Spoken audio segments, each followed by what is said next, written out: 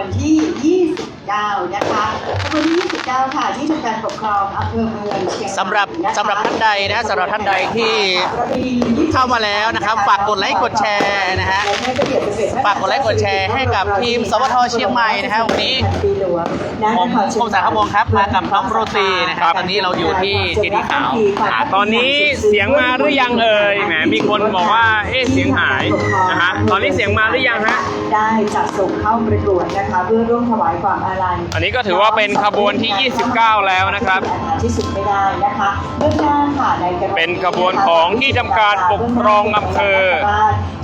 เมืองเชียงใหม่ครับผมก็ล่าสุดเทพยดาแต่งตัวมาในทีมของน่าจะเป็นกลุ่มชาติพันธุ์พี่น้องไทยใหญ่นะครับน่าจะใช่นะครับเรื่องราวแห่งความจงรักภักดีและความอาลัยเสียงชัดเจนนะคุณรัตดารัตน์บอกว่าเสียงชัดเจนมากเลยเสียงมาแล้วจ้านะครับตอนนี้เป็นขบวนที่ 29 แล้วเหลืออีกเพียง2ขบวนเท่านั้นนะครับทีมนี้เป็นยังไงฮะทีมนี้29เป็นทีมเกี่ยวกับอะไรฮะเป็นของที่ทำการปกครองอำเภอเมืองเชียงใหม่ครับขบวนนี้มาในธีมของขบวนแห่งศรัทธาครับประเพณียี่เป็งเชียงใหม่เพื่อที่จะน้อมถวายความอาลัยและเทิดพระเกียรติสมเด็จพระนางเจ้าสิริกิติ์พระบรมราชินีนาถพระบรมราชชนนีพันปีหลวงครับข้างหน้าของเราครับจะพาเราไปดูใกล้ๆกันเลยดีกว่าอันนี้คืออดใจไม่ไหวเราไม่ไหวแล้วพาเดินไปแต่เดี๋ยวต้องอยู่ตรงนี้เพราะว่ามีทีมงานของออร์แกไนซ์อยู่นะโอเคออร์แกไนซ์ก็คือขณะนี้เนี่ยมีทั้งเรื่องของนักท่องเที่ยวแล้วก็ไม่ว่าจะเป็นชาวไทยทั้งสองชาตินะที่มารอร่วมชมขบวนนะครับทั้งหมดเนี่ย31ขบวนแต่เราอยู่ขบวนที่29แล้วตอนนี้ใช่ครับตอนนี้อยู่ขบวนที่29แล้วหลังจากนี้ก็น่าจะต้องรอลุ้นว่าขบวนไหนจะได้รางวัลไปนะครับมีคนมายืนยันนะครับวันนี้เป็นขบวนของพี่น้องไทยใหญ่นะฮะอยู่ดีกินหวานพี่แตงโมนะครับที่เป็นพอบอกว่าเสียงมาแล้วจ้านะครับเบื้องหลังของเราเนี่ยก็จะเป็นทางคณะกรรมการที่จะมาให้ดูคือพอท่านใดที่เข้ามาแล้วเนี่ยฝากกดไลค์กดแชร์เป็นกำลังใจให้เราหน่อยวันนี้มากัน2หนุ่มนะมากัน2หนุ่มพาไปดูทางคณะกรรมการนะครับก็จะมีคณะกรรมการผู้ทรงคุณวุฒิหลายท่านด้วยกันครับก็เป็นกรรมการที่จะให้คะแนนทั้ง30ขบวนนะครับนี่นะครับก็คือขบวนของทางที่ทำการปกครองอำเภอเมืองเชียงใหม่นะครับโอ้สวยงามมากคุณคมสันครับขบวนที่29แล้วนะใช่ครับ3ขบวนโดยขบวนนี้นะครับเบื้องหน้าก็คือพญานาคราชครับเดี๋ยวสักพักหนึ่งเราจะได้เห็นกันจริงๆแล้วคนไทยเรามีความเชื่อเรื่องของพญานาคราชค่อนข้างเยอะไม่ว่าจะเป็นภาคไหนๆนะครับเช่นเดียวกับทางในพื้นที่ภาคเหนือก็เช่นเดียวกันครับสำหรับเบื้องหน้าที่เราเห็นกันอยู่นะครับขบวนของที่ทำการปกครองอำเภอเมืองเชียงใหม่เบื้องหน้าก็คือพญานาคราชที่มีฤทธานุภาพทอดกายสง่านำขบวนท่วงท่าของการพิทักษ์และนำทางรอบซุ้มจะเต็มไปด้วยเทพยดาครับจากแดนสวรรค์ทั้งหลายออกมาร่ายรำอย่างอ่อนช้อยและสง่างามด้วยท่วงท่าแห่งการทรงเสด็จที่เปี่ยมล้นด้วยความเคารพรักและน้อมถวายเทิดพระเกียรติสูงสุดแด่พระนางขณะที่ในช่วงในต้นก่อนถึงขบวนนะครับก็จะมีท่วงท่าของนางรำครับที่ทุกการร่ายรำก็คือการบอกเล่าถึงเรื่องราวความจงรักภักดีและความอาลัยที่ไม่มีวันจางหายครับสำหรับขบวนต่อไปก็คือขบวนของปรีชาตระการตาครับเป็นขบวนที่30แล้วครับมีสภาชาติพันธุ์ไทยใหญ่ครับพี่น้องกลุ่มชาติพันธุ์แต่งกายด้วยชุดชาติพันธุ์สวยงามมากครับ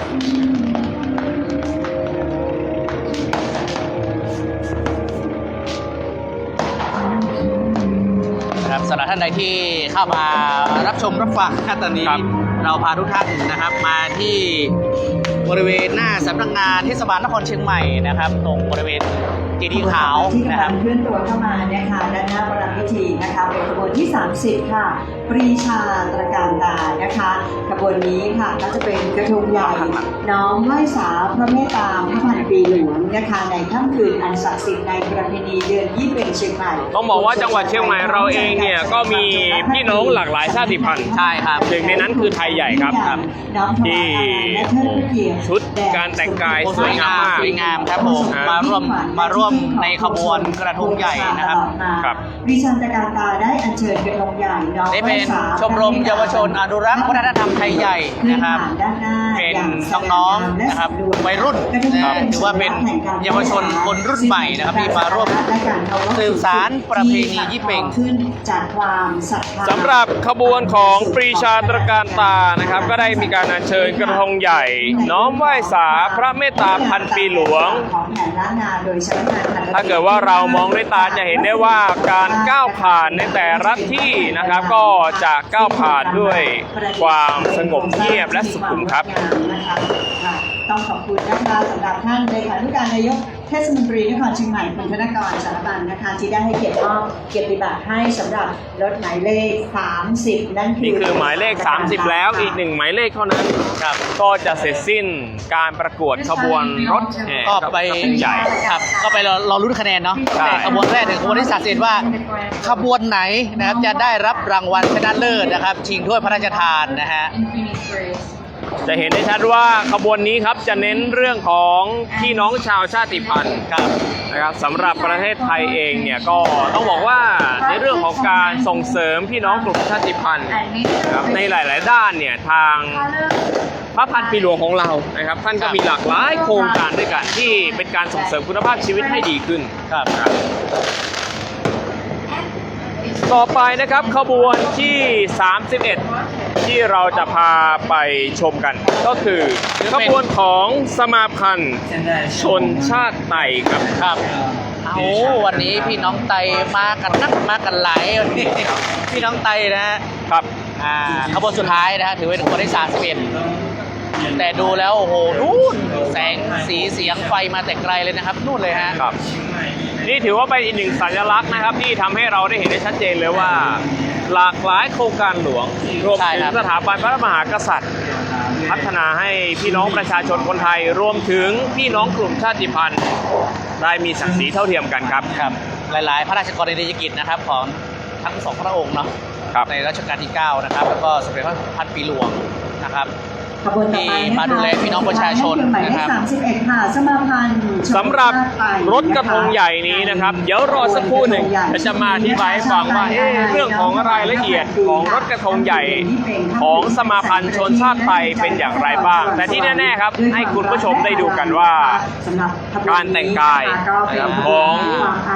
ผู้ที่เดินขบวนในครั้งนี้สวยสดงดงามคุณ ชาวไทยอาลัย คมสันครับ น้อม ครับผม ถวายพระพันปีนะคะ มีทั้งคนรุ่นใหม่ ดวงใจ และวัยรุ่น ของชาไทค่ะน้อมถวาย ผมอยากรอดูขบวนกระทงนะเห็นแบบแสงมาแต่ไกลนะฮะ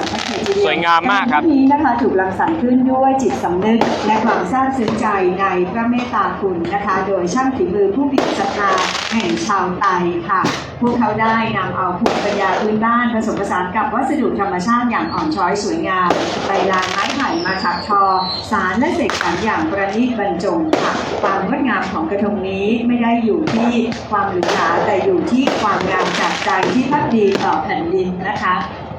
ค่ะทีนี้นะคะขอเรียนเชิญท่านผู้ว่าราชการจังหวัดเชียงใหม่นะคะและท่านนายกเหล่ากาชาติจังหวัดเชียงใหม่ค่ะได้ให้เกียรติมอบเกียรติบัตรให้สำหรับขบวนกระทงใหญ่ชาวไทยอาลัยน้อมถวายพระพันปีนะคะขบวนที่ 31 สมาพันธ์ชนชาติไทยค่ะ ครับ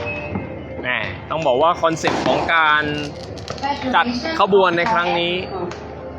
เปี่ยมล้นไปด้วยความสำนึกถึงพระมหากรุณาธิคุณของสมเด็จพระพันปีครับพระพันปีหลวงของเรา แม่ของเราเนอะคมสัน ครับผม นะครับ นี่ครับท่านผู้ว่าราชการจังหวัดเชียงใหม่นะครับมามอบเกียรติบัตรให้ด้วยนะครับ ใช่ จริงๆแล้วเรามีการมอบให้ทุกขบวนที่มาร่วมกิจกรรมนะค ครั รับ บ ส่วนรางวัลนะมารอลุ้นกันนะครับมารอลุ้นกันว่า ขบวนไหนนะจะเป็นขบวนที่ชนะเลิศนะฮะ หนักใจแทนกรรมการคุณคมสันครับ โอ้โห แต่ละขบวนนี่แบบสวยสดงดงามมา ส ก วยทุกขบวนตั้งแต่ขบวนแรกถึงขบวนสุดท้ายถึงขบวนที่ 31 ครับ นะฮะมาแล้วครับ มาแล้วสำหรับขบวนรถของชนชาติไต่นะครับปรีชาขออภัยครับ สมาพันธ์ชนชาติไต่สมาพันธ์ชนชาติไต่นะครับมาในรูปแบบของการถวายความอาลัยต้องบอกว่ารถกระทงใหญ่นี้ครับสร้างสรรค์ขึ้นมาจากจิตสำนึกความซาบซึ้งในพระเมตตาคุณโดยช่างฝีมือผู้เปี่ยมศรัทธาแห่งชาวไต่ครับได้นำเรื่องของภูมิปัญญาพื้นบ้านผสมผสานกับวัสดุธรรมชาติที่อ่อนช้อย ไม่ว่าจะเป็นทั้งใบลานใบไผ่ที่ในขบวนเนี่ยเขาได้นำใบลานใบไผ่นั้นมาถักทอนำมาสานครับนำมาสร้างสรรค์อย่างประณีตเราจะเห็นได้ว่าขบวนนี้งดงามอย่างมากเลยฮะซึ่งความงดงามไม่ได้อยู่ที่ความหรูหราครับสิ่งที่สำคัญก็คืออยู่ที่ใจที่ภักดีและเมตตาใจที่ภักดีต่อแผ่นดินและพระองค์พระราชินีนั่นเองครับส่วนใหญ่นะครับก็จะเห็นได้ชัดเจนเลยนะครับว่าพาคุณผู้ชมไปดูใกล้ๆนะครับเรียกว่าเป็นงานแฮนด์เมดคุณลุงสันเป็นงานแฮนด์เมดทุกอย่างคือสารด้วยมือของพี่น้องชนชาติไทยครับ นั่นก็คือรางวัลถ้วยพระราชทานในพระบาทสมเด็จนะคะ ฝั่งซ้ายมือก็จะเป็นบรรดาคณะกรรมการนะครับที่เชื่อว่าหลายๆท่านต่างก็หนักใจกัน เพราะแต่ละขบวนครับทั้ง 31 ขบวนเนี่ยเต็มไปด้วยความสร้างสรรค์จินตนาการรวมถึงความหมายด้วยครับ สำหรับทุกขบวนนะคะทั้งหมด นี่ถือว่าเป็นขบวนสุดท้ายนะครับสำหรับการประกวดในครั้งนี้ครับหลังจากนี้เราต้องมานั่งติดตามกันต่อครับว่า ขบวนไหนจะได้รางวัลไปนะครับแต่ชื่นชมทุกขบวนนะครับเต็มไปด้วยความสวยงามและความประณีตครับ ท่านผู้ว่าราชการจังหวัดเชียงใหม่ของเรายังอยู่นะฮะเป็นกรรมการ ท่านผู้ว่าบอกว่าท่านผู้ว่าหนักใจมากเลย ครับคือให้เป็นผลนะผมว่าสวยทุกขบวน ครับ ทั้ง30ขบวนเนี่ยก็เป็นที่น่าหนักใจของกรรมการนะที่จะมาตัดสินว่า ท่านผู้ว่า สายน้ำปิงได้ และภริยานะครับ ปลอดภัยนะคะสายน้ำปิงถือว่าเป็นสายน้ำหลักที่สำคัญสำหรับการหล่อเลี้ยงนะคะคนไทยทั่วทั้งประเทศค่ะต้นของลำน้ำปิงนั้น ท่านผู้ว่าราชการจังหวัดเชียงใหม่ของเรานะครับน่ารักเลยทีเดียวนะฮะอยู่ตั้งแต่ขบวนแรกนะฮะจนถึงขบวนสุดท้ายเลยทีเดียว ด้านห นะ น้า ค สำ รั นั บ กงานเทศบาลนครเชียงใหม่แห่งนี้นะคะเพื่อที่จะทำให้สิ่งที่เป็นความอุดมสมบูรณ์เกิดขึ้นได้อย่างต่อเนื่องนะคะตลอดทั้งสายลำน้ำปิงค่ะลำน้ำปิงถือว่าเป็นลำน้ำศักดิ์สิทธิ์นะคะที่อยู่ในใจขง ตอนนี้ผมว่านักท่องเที่ยวก็ถือว่าเยอะเลยทีเดียวนะ เยอะมากครับ ที่มารอลุ้นกันอยู่แล้วก็ ในส่วน มารอ ของ ลุ้น การ เรื่อง ที่เราจะได้ร่วมกันอนุรักษ์รักษากันด้วยนะคะ และในทุกครั้งค่ะเราใช้สายน้ำปิงนะคะในการประกอบกิจต่างๆ นี่ก็ มากมายนะคะ ผ่านไปแล้ว31ขบวน การแสดงความคารวะ จริงๆแล้วเนี่ย ก็ มีอีกหลายขบวน พระแม่ ที่ คงคานั่นก็คือ เรายังไม่ได้ไลฟ์สดให้ยนต์ชมกัน การประกวด ใช่ ก ค ระ รับ ทงใหญ่ในครั้งนี้นะคะขบวนกระทงใหญ่ในครั้งนี้ นี่ครั ค่ะ บพามาดูจอมอนิเตอร์ กระทงยอด มี เยี่ย พี่น้องประชาชนหลาย รางวัล คนครับ คือ1 3 ลอยกระทงกัน บาทค่ะพ ที่ ร้อมถ้วยพระ ริ ราม แม่ ช น้ำ ทา ปิ น ง และก็เกียรติบัต นี่ ร ถือว่าเป็นการ รางวัลช สืบ นะ สา เลิ ร ศ สาน ค่ะ ต่อ รางวัล ประเพณีท้องถิ่น 100,000 บาท ของเรา นะคะถ้วยรางวัลและเกียรติบัตรค่ะรางวัลรองชนะเลิศ สำหรับใครที่เข้ามาฟังแล้วนะครับอย่าลืมกดไลค์กดแชร์กันด้วยนะครับ หลายท่านบอกว่าโอ้ยขบวนกระทงใหญ่นี่สวยงามสวยงามครับ ขบวนนะคะ ใช่ครับ แต่ละทีมนั้นนะคะ เดี๋ยวหลังจากนี้เราอาจจะต้องมานั่งรอลุ้นกันว่าเอ๊ะขบวนไหน นะคะพร้อมกับ ขบวนที่เราเชียร์เนี่ยจะได้รางวัลชนะเลิศไหม ใช่ครับ ค่ะเรา หลังจากนี้คือตอนนี้คืออยู่ในช่วงของการรวบรวมคะแนนอยู่ ให้คะแนนครับ ใช่ครับ พระบรมราชินีนาถพระบรม ดู ราชชนนี บริเวณโดยรอบเดี๋ยวเราพาไปดูบรรยากาศที่แม่น้ำปิงกันดีกว่า คือทุกคนก็รอลุ้นนะว่าขบวนที่ตัวเองเนี่ย วิถีแห่งภูมิปัญญา20 เดี๋ยวพา ดาววัฒนธรรมล้ำค่าสู่มรดกโลกค่ะเพื่อที่จะนำเสนอภาพลักษณ์ที่ดี เดี๋ยว และ นี่ก็จะเปิดให้พี่น้องประชาชนข้ามฝั่งกันได้นะครับ ให้ เดี๋ยวเราจะพาไปดูตรงริมแม่น้ำปิงนะว่า ตอนนี้บรรยากาศการลอยกระทงเนี่ยเป็นอย่างไรนะฮะ โอ้คนเยอะมากคุณ เยอะมาก คมสัน เยอะมากปีนี้เยอะมากครับ ที่4นะคะเราตั้งถึงวันนี้นะคะซึ่งกิจกรรมต่างๆนั้นก็มีการประกวดต่างๆมากมายนะคะแล้ววันนี้ โอ้โหนี่คือบรรยากาศที่แม่น้ำปิงครับ โดยกระทงในแต่ละประเทศนั้นนะคะที่สวยงามค่ะนะคะแล้วก็ของไทยคือจะมีจำนวนผู้ที่ กระทงก็มีพี่น้องประชาชนเนาะนักท่องเที่ยวนะครับ ครับ ก็ลอยกันมาไม่ขาดสายเลยนะ ดูในตลอดลำน้ำปิงนะฮะตอนนี้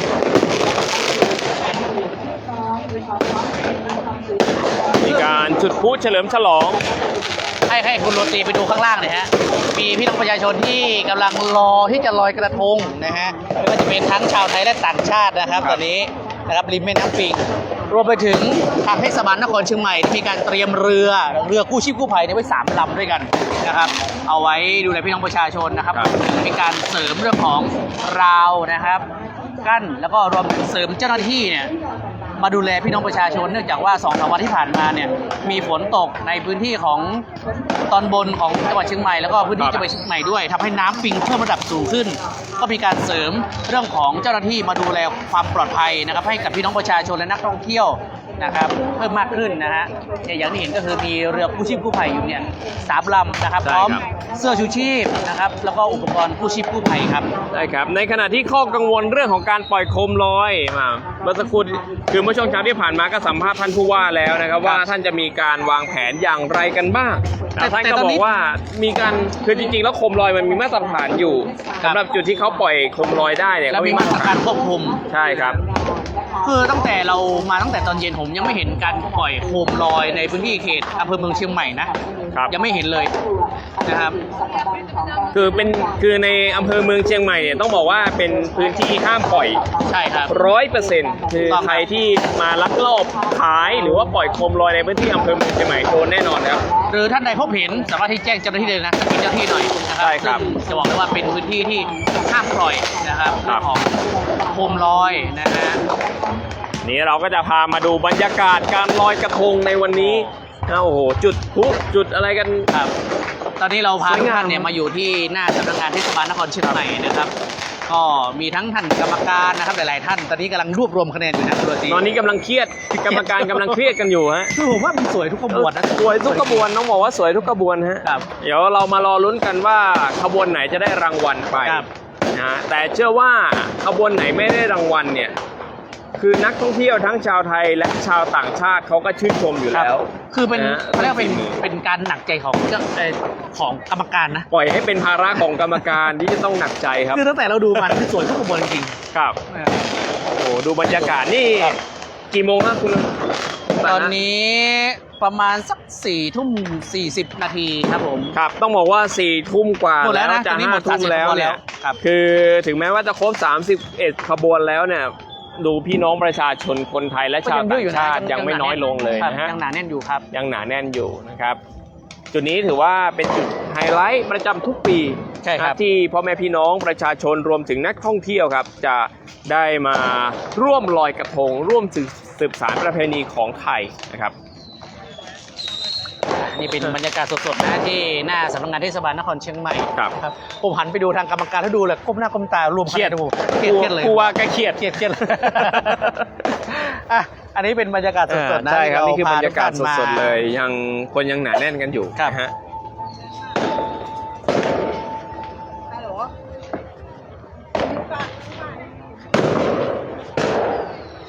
ขณะที่พี่น้องประชาชนนะครับ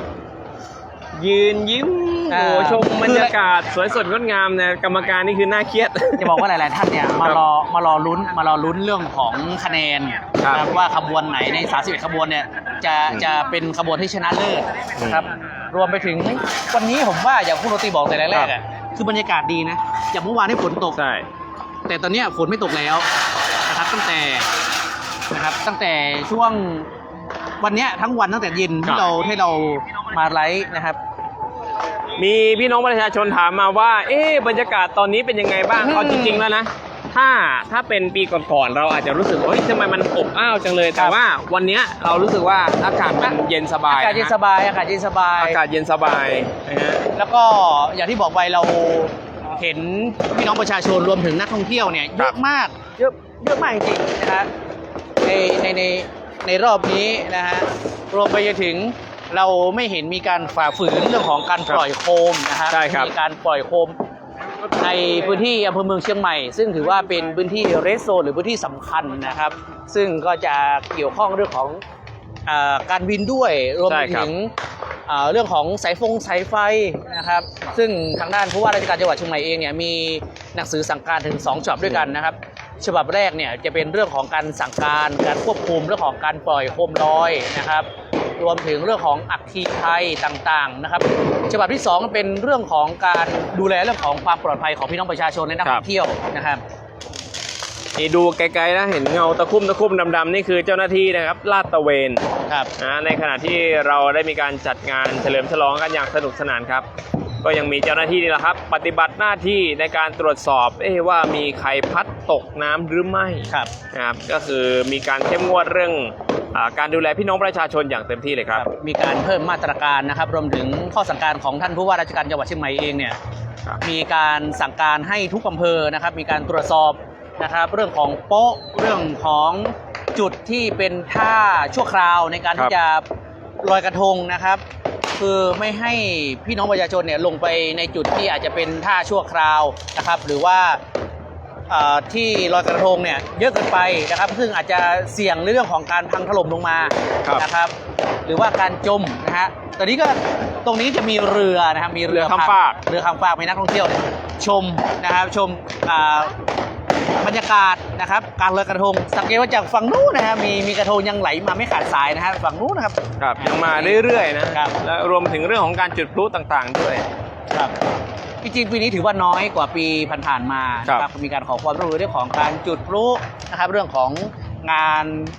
รื่นเริงนะครับมีการปรับเปลี่ยนนะครับมีการปรับเปลี่ยนให้เข้ากับบรรยากาศในช่วงนี้นะครับนี่ก็จะเป็นเรือของนักท่องเที่ยวนะครับที่พาชมความงามนะเราก็จะได้เห็นบรรดาชาวต่างชาตินะครับมาร่วมลอยกระทงกันครับเห็นแล้วรู้สึกชื่นใจนะถ้าคุณโรตีสังเกตกลางน้ำเนี่ยจะมีเรือเจ้าหน้าที่นะเป็นเรือเร็วนะครับเป็นเจ้าที่ดูแลเรื่องของความปลอดภัยให้กับนักท่องเที่ยวนะครับตลอดลำน้ำปิงเลยที่มีการจัดงานทุกท่านะครับก็จะมีลอยลำอยู่กลางน้ำเพื่อดูแลความปลอดภัยนะครับรวมถึงเตรียมความพร้อมนะครับอาจจะพอดีที่อาจจะเกิดอุบัติเหตุอะไรต่างๆนะครับก็มีเจ้าที่เตรียมความพร้อมมีการเพิ่มจำนวนเจ้าที่มากกว่าเดิมครับเพื่อดูแลความปลอดภัยให้กับพี่น้องประชาชนนะครับรวมถึงนักท่องเที่ยวที่มาเที่ยวงานประเพณียี่เป็งที่เชียงใหม่นะฮะนี่ครับลอยลำอยู่กลางน้ำเลยแล้วคุณโรตีเขาไม่ได้หยุดได้หย่อนนะเจ้าหน้าที่สแตนบายรอคือเท่าที่เห็นด้วยสายตาตอนนี้คือเรามีเห็นอยู่2ทีมละมี2ทีมมี2ลำมาสแตนบายรอตรงจุดที่พี่น้องประชาชนรวมถึงนักท่องเที่ยวเนี่ยจะมาร่วมลอยกระทงกันนะครับในขณะที่จุดลอยกระทงนะครับก็จะเห็นได้ชัดเจนเลยว่ามีชาวต่างชาติมาร่วมลอยกระทงมาสัมผัสวัฒนธรรมของไทยเราเฉพาะวัฒนธรรมล้านนานะครับที่จะร่วมกันลอยกระทงด้วยกันก็มีทั้งชาวไทยและชาวต่างชาตินะที่ยังมีอยู่นะตอนนี้ถือว่ายังอยู่ในบรรยากาศนะครับถามว่าดึกไหมตอนนี้เกือบ5 ทุ่มเนี่ยแต่ว่าก็ยังมีพี่น้องประชาชนนักท่องเที่ยวนะครับที่ยังมารอลอยกระทงนะเห็นไหมฮะก็มีกันนะฮะยังลอยกระทงกันอย่างต่อเนื่องใช่ครับ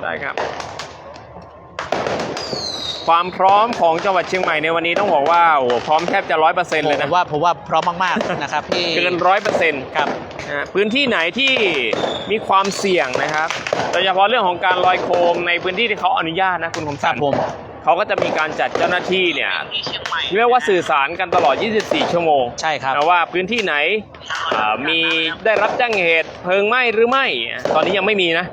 แต่ถ้าเกิดว่ามีปุ๊บพร้อมจัดเจ้าหน้าที่ลงลุยทันทีเลยเนื่องจากว่ามีข้อสั่งการของท่านผู้ว่าราชการจังหวัดเชียงใหม่ครับอย่างแรกก็คือเรื่องของอัคคีภัยนะฮะเรื่องของอัคคีภัยนะครับรวมไปถึงอุบัติภัยต่างๆที่อาจจะเกิดขึ้นซึ่งการควบคุมเรื่องของการพื้นที่การปล่อยโคมในพื้นที่เขตอำเภอเมืองเชียงใหม่นะครับซึ่งกลัวว่าจะมีเหตุ การซ้ำรอยในปีที่ผ่านๆมาหรือว่าก่อนหน้านี้ ครับ ก็เลยมีการควบคุมเรื่องของโคมลอยนะครับ ซึ่งจริงๆแล้วในเขตเทศบาลนครเชียงใหม่หรือเขตอำเภอเมืองเชียงใหม่เนี่ย ครับ หลายๆคนก็ออกมาดูงานมาเที่ยวงานอย่างเงี้ยฮะก็คืออาจจะปิดบ้านทิ้งไว้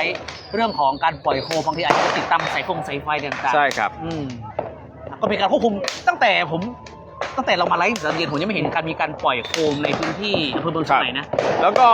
ในกลุ่มแจ้งข่าวกลุ่มของทางจังหวัด ครับ ก็ไม่ได้มีการรายงานว่าพบเหตุเพลิงไหม้ ใช่ แต่อย่างใดนะครับ ยังมีครับ ก็จะเป็นการจัดโซนนิ่งฮะที่การที่จะปล่อยโคมก็จะเป็นอีกโซนหนึ่งอย่างที่ ครับ มีท่านผู้ฟังท่านผู้ชมแนะนำมาก็คือมีทางโซนไม่ออนนะฮะมีการปล่อยโคมนะครับ ใช่ ปล่อยโคมฝั่งนู้นก็ค่อนข้างเยอะก็อยู่ถือว่านอกเขตการบินและมีการขออนุญาตถูกต้องตามกฎหมายนะครับ อ่ะเดี๋ยวสักพักเราจะไปลองสัมภาษณ์ผู้ว่าดีไหม เป็นไงบ้างท่านเรื่องขบวนเป็นยังไงบ้าง โอเคเดี๋ยวท่านอัดเดี๋ยวไป เดี๋ยวลองไปสัมภาษณ์ท่านผู้ว่าดีไหมเนาะ โอเคครับผมเผื่อท่านจะว่างที่ ดู จะ แต่ละคนนะครับกรรมการแต่ละท่านคือแบบกำลังเครียดกำลังรวมคะแนนนะ ค ค รั รั บบ จาก เดี๋ยวเราจะลองไปสัมภาษณ์ท่านผู้ว่าดูว่าจะสัมภาษณ์ได้ไหม ครับ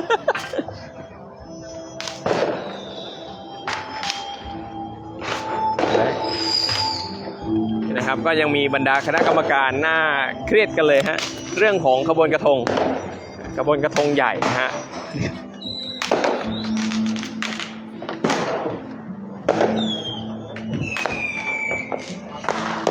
นี่นะครับท่านผู้ว่าของเรานะครับ ที่ท่านได้มาดู ได้เลย ขบวนตั้งแต่ขบวนที่1ถึงขบวนสุดท้ายครับในบรรยากาศ ก็ยังคงความสง่างามและอันเป็นที่สุดคือยังคงความงดงามและสง่างามเหมือนเช่นเคย แต่ก็รายละเอียดของขบวนแต่ละขบวนเนี่ยก็น้อมรำลึกในพระมหากรุณาธิคุณ ครับ อันหาที่สุดไม่ได้ของสมเด็จพระนางเจ้าสิริกิติ์พระบรมราชินีนาถและพระบรมราชชนนีก็คือมีการถวายความอาลัยอยู่ในรายละเอียดของแต่ละขบวนด้วย ครับ ก็ยังคงสวยงามครับ แล้วก็เป็นวัฒนธรรมประเพณีแบบล้านนาเลยแบบยี่เป็งเลย ก็เป็นอีกแบบหนึ่ง ครับ ติดหนึ่งนะครับทราบว่าเดิมเนี่ยท่านนายกจะสีสันมากกว่านี้เยอะแยะเลยนะค ครั รับ อันนี้เราก็ปรับได้อย่างรวดเร็ว แล้วก็เหมาะสมกับกาลและเทศะมากเลยครับ ครับ อันนี้ก็ขอชมเชยทีมบริหารนะคณะกรรมการจัดงานก็ทำออกมาได้ดีครับ ครับหนักใจไหมครับเรื่องของการตัดสินขบวนกระทงในครั้งนี้ฮะ เป็นหน้าที่ของกรรมการเขาครับ ผู้ว่ารอมอบรางวัลอย่างเดียวครับ แต่ว่าครับ ยก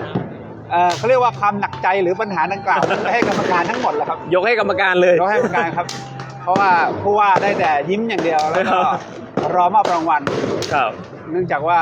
เท่าที่ดูแล้วก็ประทับใจผมเองจริงๆแล้วเป็นคนที่เป็นคนภาคไม่ใช่คนทางเชียงใหม่เป็น ค ค รั น บ ภาคกลางแอบอิจฉาว่าทำไมที่นี่ถึงมีรายละเอียดของภูมิปัญญาศิลปวัฒนธรรม แล้วก็ประเพณีที่งดงามเช่นนี้นะครับ ครับมันเป็นความละเอียดอ่อนนะฮะ ความละเอียดอ่อนแล้วก็ผู้คนก็ยิ้มแย้มแจ่มใส ครับ อัธยาศัยดีนะครับเป็นนครที่มีความสุขมาก ถ้าได้มาอยู่ได้มาทำงานแล้วก็ดีใจ ครับ ว่าห่วงชีวิตหนึ่งเราได้มาอยู่ในริมน้ำปิง ครับ ในจังหวัดที่มีเรื่องราวทางประวัติศาสตร์ยาวนานเกือบ800 ปี700 กว่าปีเกือบ1,000 ปีนะครับ ครับ แล้วก็ย้อนกลับไปนึกถึงบรรพบุรุษนะครับพญามังรายที่เป็นผู้ ครับ เป็นปฐมบรมกษัตริย์ที่ก่อร่างสร้างเมืองนี้ขึ้นมา นครแห่งชีวิต ครับ เป็นนครแห่งความมั่งคั่งแล้วก็เป็นนครแห่งโอกาสนะครับในการที่ให้ทุกคนเนี่ยได้เข้าถึงอย่างเท่าเทียมกันและยั่งยืนผมเชื่อมั่นว่ามนต์เสน่ห์ของเชียงใหม่ก็ยังคงถ้าลูกหลานเราหรือคนรุ่นเรานะครับ ยังคงสืบสานรักษา แล้วก็ต่อยอดกันอย่างนี้ต่อไปเรื่อยๆเนี่ยก็ไม่มีใครหรอกครับที่จะมาเทียบนครที่เป็นที่สุด ของความสง่างามทางวัฒนธรรมได้ ครับ นะครับเพราะฉะนั้นขอให้ทุกคนเนี่ยสามัคคีรักแล้วก็ทุ่มเทกันนะครับหลอมรวมแล้วก็เก็บรักษาสิ่งดีงามไว้ให้อยู่คู่บ้านคู่เมืองเราตลอดไป ครับผมนี่ครับท่านทศพลเพื่อนรวมครับท่านผู้ว่าราชการจังหวัดเชียงใหม่ครับผม ครับ ต้องขอบพระคุณท่านอย่างสูงเลยครับ ครับ ครับ ผมรอมอบรางวัลครับ รอมอบรางวัล นี่ถ้าท่านเป็นกรรมการนี่เครียดเลย กรรมการกำลังปวดหัวครับ กรรมการครับ กำลังเครียดเครียด ครับ ว่าทุกขบวนก็มุ่งมั่นตั้งใจ ครับ ที่แต่ละขบวนเนี่ยผมดูแล้วทำเกินทุนที่ให้ไปครับ ครับ เพราะว่าเขาก็แล้วมีความมุ่งมั่นมาก ครับ แล้วก็นี่เขาปรับกันอย่างรวดเร็วเลยนะ ครับ ปรับธีมตามเขาเรียกว่านโยบาย ครับ นะของรัฐบาลแล้วก็ของทางจังหวัดที่ให้โจทย์ไป ครับ ผมว่าเขาทำออกมาได้ดีนะครับ ต้องขอบคุณทุกคนจริงๆ ครับผมขอบคุณครับท่านผู้ว่าราชการจังหวัดเชียงใหม่ของเราพ่อเมืองเรานะครับท่านทศพล ปัจจุบันที่จะรอมอบรางวัลนะเที่ยงคืน รอแน่นอนขอบคุณครับท่านครับ ครับ โอเค อันนี้ก็เป็นบรรยากาศที่พาทุกท่านมาดูนะครับ ตอนนี้ท่านผู้ว่าบอกว่ากรรมการตอนนี้ ครับ กำลังหนัก หน้าเราไม่เครียดอยู่เลย เครียดเลยทีเดียวนะกรรมการอยู่ฝั่งนู้นนะฮะกรรมการ ครับ ก็อดใจรอกันอีกสักนิดหนึ่งนะครับ เรื่องของคะแนนก็อย่างที่ท่านผู้ว่าราชการจังหวัดเชียงใหม่ของเราได้พูดถึงนะครับว่า ตอนนี้ดูกันอย่างเข้มข้นเลย ครับ เป็นผมก็หนักใจนะ เดี๋ยวเราพาไปดูหน้ากรรมการกันดีกว่านะครับ ถ้าอาจจะพัก แต่ลภพนี่คื อาจจะพักอยู่ฮะ อ๋อจะพักอยู่ อาจจะเป็นพักอยู่ โเค นะฮะก็อาจจะปรึกษาหารือกันเรื่องของคะแนนนะครับ ครับ วันนี้นะครับอย่างที่ท่านผู้ว่าราชการจังหวัดเชียงใหม่บอกนะฮะก็คือหนักใจฮะค่อนข้างที่หนักใจนะฮะ ท่านบอกว่าท่านสบายแล้วท่านไม่ได้เป็นกรรมการ ใช่ นะท่านไม่ต้องเครียดแล้ว เพราะว่าทุกขบวนนี่คือผ่านหมดเลยฮะ ครับ คือจริงๆแล้วเนี่ยเราลองประเมินด้วยสายตาของเราแล้วก็จะเห็นได้ว่าโอ้โหสวยงามนะแต่ละขบวน ผมว่าอย่างท่านผู้ว่าราชการจังหวัดเชียงใหม่บอกนะฮะก็คือ ครับ โจทย์เนี่ยก็ถือว่ามาแบบมาเร็วมาก ใช่ค จาก รับ ก่อนหน้านี้ที่ได้เตรียมการกันแล้ว แต่ว่าก็มีการปรับเปลี่ยนนะครับให้ปรับรูปแบบเนี่ยให้เขาเข้ากับบรรยากาศในช่วงนี้ในช่วงที่ทุกคนเนี่ยปวงชนชาวไทยเนี่ยถวายถือว่าแสดงความอาลัย ครับ นะครับอ่ะเดี๋ยวอดใจรอนะหลายท่านเนี่ยลุ้นมากเลยตอนนี้ ครั คะ บ แนนจะเป็นอย่างไรนะครับ แต่บรรยากาศตอนนี้ก็ยังมีพี่น้องประชาชนนักท่องเที่ยวเนี่ยอยู่ข้างล่างนะฮะที่เขาจะมารอลอยกระทงนะฮะตอนนี้เราสังเกตจากน้ำปิงก็ยังมีกระทงเนี่ยลอยมาเนี่ยยังไม่ขาดสายเลยนะครับ ตอนนี้ ใช่ยังลอยมาไม่ขาดสาย ใช่ ก็แล้วก็มีพี่ๆทั้งพี่ๆตำรวจพี่กู้ชีพกู้ภัยพี่ทหารนะครับพี่จากทางด้านเทศกิจนะครับที่มาดูแลเรื่องความปลอดภัยนะครับ แล้วก็ตอนนี้อย่างที่เราบอกเลยเรายังไม่เห็นเรื่องของการฝ่าฝืนการปล่อยโคมในพื้นที่ห้ามปล่อยโดยเฉพาะในเขตเทศบาลนครเชียงใหม่ ครับ นะครับ แล้วก็เรื่องของการอุบัติเหตุต่างๆยังไม่มีการรายงานเข้ามานะครับเรื่องของอุบัติเหตุนะฮะ ถือว่าผ่านไปด้วยดี ใช่ครับ ผ่านไปด้วยดีนะฮะ มารอลุ้นกันฮะอีก1 ชั่วโมง 1 ชั่วโมง ถ้าไม่ทันอาจจะรอติดตามทางเพจ Facebook สวทเชียงใหม่หรือว่า ครับ วันพรุ่งนี้นะครับ ครับ ในรายการผู้ว่าราชการจังหวัดเชียงใหม่พบประชาชนพรุ่งนี้ได้รู้กันแน่ ท่านมาร่วมรายการด้วย ว่าขบวนไหนเนี่ยที่จะได้เป็นรางวัลชนะเลิศและการ ครับ ที่ถ้วยพระราชทานด้วยนะฮะ ใช่ครับก็ต้องมารอลุ้นกันเชื่อว่าตอนนี้หลาย ๆ ท่านก็คือแบบนั่งไม่ติดที่กันแล้ว ใช่ครับ คือเหมือนท่านผู้ว่าบอกอะคือมันสวยทุกขบวนจริงๆนะคุณโร ครับ ตี ครับ ที่เราเห็นมาสวยทุกขบวนอาจจะเฉือนกันแค่ นิดเดียว นิดหน่อยนั่นแหละฮะ แต่ภาพรวมคือทุกขบวนคือจากที่เราไลฟ์มา ครับ ประเมินด้วยสายตาเรื่องของคอนเซปต์รายละเอียดต่าง ๆ นี่คือแบบชนะผมให้ชนะเลิศทุกขบวน คือชนะทุกขบวนชนะในใจ ใช่ครับ ชนะในใจของคนเชียงใหม่ ใช่ ห ครั รื บ อคนที่มาร่วมงานถือว่าชนะทุกขบวนนะ ใช่ครับ ก็อย่างที่บอกไปแล้วอาจจะเฉือนกันนิดเดียว อย่างที่ท่านผู้ว่าพูดถึงอะว่าโอ้ตอนแรกเราก็วางคอนเซปต์อีกอย่างหนึ่งพอเกิด ใช่ ส ครับ ถานการณ์บางอย่างขึ้นปุ๊บเขาต้องเปลี่ยนแปลงคอนเซปต์ใหม่หมดเลย แล้วทีนี้เรื่องของการเปลี่ยนแปลงเนี่ยเปลี่ยนแปลงไวมาก แต่เขาก็ ยังสวยยัง ใช่ คงคอน ใช่ เซ็ปต์ ยังคงเรื่องขอ ใช่ ง ครับ ประเพณีวัฒนธรรมนะครับ ท่านผู้มีเกียรติทุก ของ ท่านนะคะ ยี่เปงอยู่ ใช่ ฮะ ครับก็ถือว่าเป็นงานประเพณีเรียกว่าระดับโลกกันแล้วครับที่ชาวต่างชาติรวมถึงชาวไทยเนี่ยชมชอบกันมาก ใช่ ครับ เหมือนที่เราพาไปเมื่อตอน ครับ EP แรกที่ถนนท่าแพ ครับ นักท่องเที่ยวโอ้โหแน่นแน่นมากนะครับคือแทบจะไม่มีทางเดินเลยทีเดียว นั่นคือขบวน แต่ว่าปีนี้นักท่องเที่ยวชาวไทยเยอะขึ้น เยอะขึ้นเนื่องจากว่าอาจจะเป็นเรื่องของการผ่อนคลายหลังจากที่เรื่องของผลกระทบเรื่องของน้ำท่วมในหลายๆพื้นที่ครับ ปีนี้เราน้ำไม่ท่วมด้วย ปีน้ำไม่ท่วมด้วย อ่า แล้ววันนี้อากาศดีด้วย ใช่ครับ ฝนไม่ตกอากาศค่อนข้างเย็นสบาย ใช่ครับ อากาศเราเย็นสบายนะจริงๆแล้วเนี่ยคนเยอะนะ เยอะ คน มาก เยอะแต่ว่าอากาศคือแบบยังเราเหงื่อยังไม่ตกเลย ครับยังไม่มีเหงื่อฮะยังไม่มีเหงื่อ ยกเว้นอาจจะมีนางรำมีอะไรที่แบบเหงื่อตกบ้างเพราะว่าเขาต้อง เดินไกลนะถือว่าเดินไกลนะ อ่า จาก ครับ ตั้งแต่ขวงประตูท่าแพมาถึงเนี่ยไกลมาก ครับ พิจารณาจากคะแนนรวมสูงสุดของกระทงที่เข้าประกวด เดี๋ยวในช่วงต่อไปเราจะพาคุณผู้ฟังคุณผู้ชมทุกท่านไปติดตามกันสำหรับผลสรุป คะแนนด้วยกัน อาจจะถึงไม่คือหลาย ๆ ท่านอาจจะรอแต่เราไม่ไหว เดี๋ยวเราจะขึ้นในเพจเฟซบุ๊กสวเชียงใหม่ อ่า ว่าผลการประกวด ครับ ว่าขบวนไหนได้รางวัลชนะเลิศแล้วกัน ครับโอเค หรือว่าติดตามวันพรุ่งนี้นะครับ พรุ่งนี้ในรายการผู้ว่าราชการจังหวัดเชียงใหม่พบประชาชน ฝากไว้ด้วยครับผม รับรองได้เลยว่าเรามีผลการประกวดมาประกาศอย่างแน่นอน ใช่ฮะ ครับแล้วก็ผู้ว่าราชการจังหวัดเชียงใหม่นั่นก็มาร่วมรายการกับเราด้วย ครับ ทั้งในเรื่องของผล การประกวด ผลการประกวดแล้วก็เรื่องของรายได้ที่เกิดขึ้นในช่วงเทศกาลยี่เป่ง ใช่ เป็นอย่างไรบ้างนะครับรวมไปถึงอีกหลากหลายประเด็นที่น่าสนใจนะครับสำหรับรายการผู้ว่าราชการจังหวัดเชียงใหม่นะครับอยากจะให้ติดตามกันในช่วง 8 โมงเช้าถึง 9 โมงเช้านะครับทางคลื่น FM 93.25 เมกะเฮิรตซ์ครับ และ คลื่น